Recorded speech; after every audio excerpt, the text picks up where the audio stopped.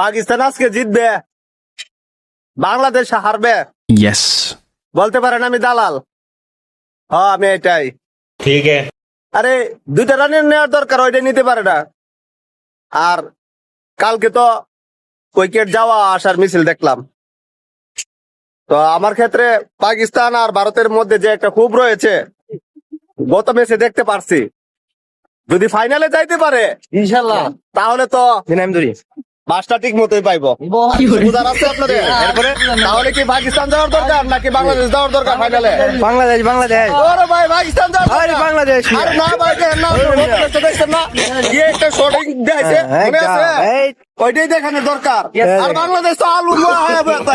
আমি বাংলাদেশের হলে কি হয়েছে ভাই? বুঝলেন না ব্যাপারটা? আইতিও বাংলা বালতি দিব, বাংলা বালতি দিতে পারে না, বাংলা হলে চলতো না, বাংলা বালতি দিব, রাখবে বাংলা বাস তো দিতে পারে না।